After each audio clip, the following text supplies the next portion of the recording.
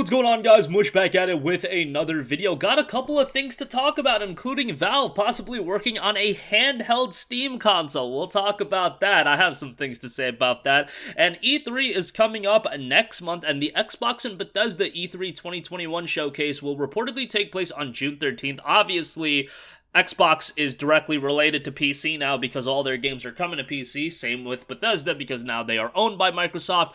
That is going to be a big event for PC owners as well, so we'll talk that in just a little bit. So, this is coming from the Steam database Twitter and also Pavel on Twitter. I'll leave links in the description box below. SteamDB noted Valve is possibly working on a handheld Steam console called Steam Pal, codenamed Neptune. Beta client update added plenty of references, including controller bindings, new UI strings such as quick access menu, system settings, airplane mode, Wi-Fi, Bluetooth, and a power menu.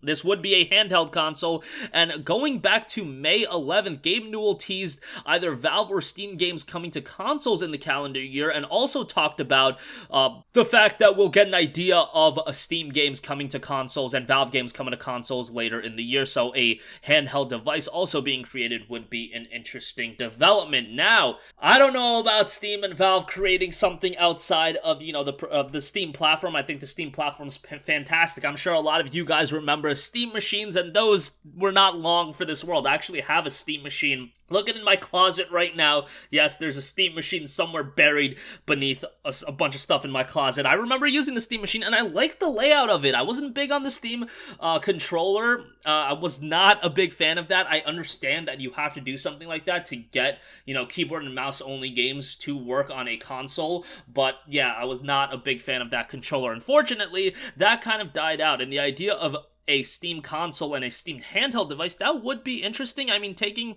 your Steam library on the go and being able to run a bunch of those games, I'm sure a big element of it would be streaming from your PC. I don't know how big of a feature that is. I don't know a lot of people, at least the people I know in my personal life that have PCs and things like that they're streaming, their Steam library onto other platforms. I just don't know anybody that really does that. Nice feature to have. I'm sure there are a few people that do take advantage of it, but if you're creating a platform and you're putting a lot of investment into it, and the big integral component of it is going to be, streaming your games from a PC to that platform, that doesn't interest me that much. Now, if it's a legitimate handheld platform that is going to be offering a robust experience, that's something I could get behind. But I just don't know if a lot of people are looking to play Valve games and Steam games in general that could be relatively high-end on a portable device. How well are they going to run? There's a lot of moving parts. How expensive is it going to be? If it is going to be something that can run those games really well, at that point you're talking about a pricey piece of hardware. I mean, Valve Index was a pricey piece of hardware,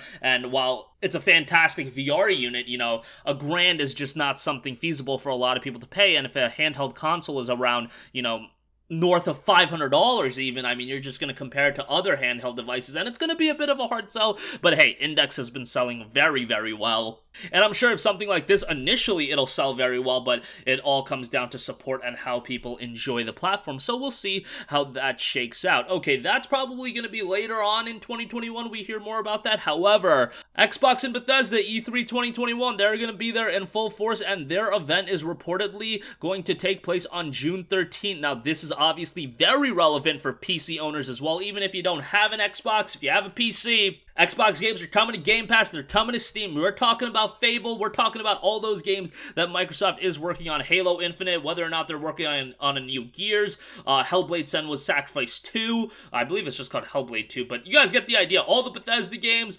Starfield is getting a lot of buzz right now because I guess it was confirmed that game is not coming to PlayStation. I mean, no, obviously that was going to be the case.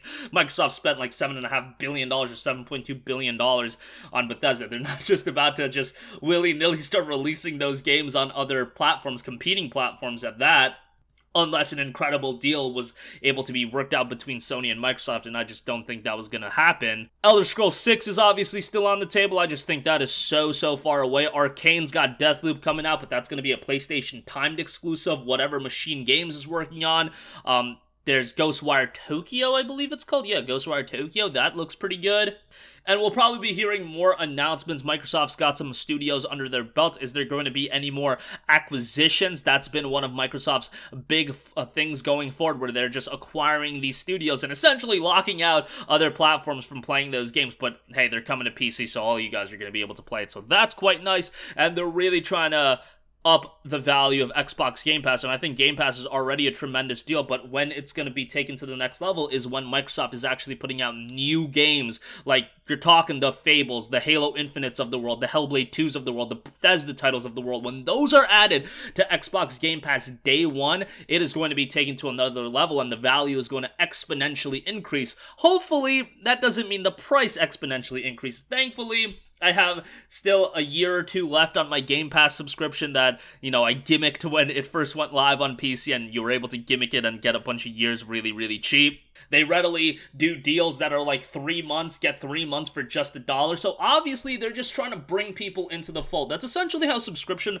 services work. You usually take a loss up front to just get people in the door and get them to subscribe to the service. And then ultimately, you try to make money however you can, whether that be upping the price, whether it be having enough subscribers where you're just making so much money. We all know the story with Netflix. Netflix wasn't making a ton of money for a long time, but now it's like $14 a month for a subscription. I just canceled my Netflix subscription. I was like, wasn't using it much, and $14 a month, it used to be like $8 a month, and I'm like, yo, I'm good. I'm not spending $14 a month on Netflix anymore.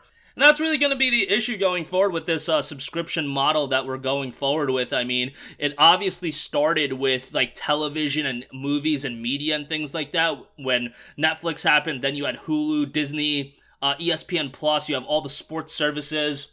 And it's going to come to a point where people are really going to pick and choose, but I think Game Pass is the leader right now in video game subscription services. I think Game Pass is going to be like that Netflix of video games. I think ultimately a lot of, gaming and getting games out to people is going to be through a subscription model. I think that's a long ways away for video games, comparatively speaking to the entertainment industry, but I do think we're eventually going to get there, and Microsoft is at the forefront of it. I think it's going to pay off eventually, but it's also interesting to see that Sony is sticking with their, plan of releasing $60 or $70 games, and I think that formula can work because their games sell incredibly well. But the question is going to be, once Microsoft gets a bunch of games out and you hope that they're quality and people see that you can subscribe to Xbox Game Pass and get all these games with a subscription that's $10 a month, and Sony's still dropping $70 games, at that point, which platform are people going to choose? It's an interesting thing to debate about, talk about, and it's really the core Microsoft business model right now to get people to subscribe to Game Pass. And their E3 conference, I think their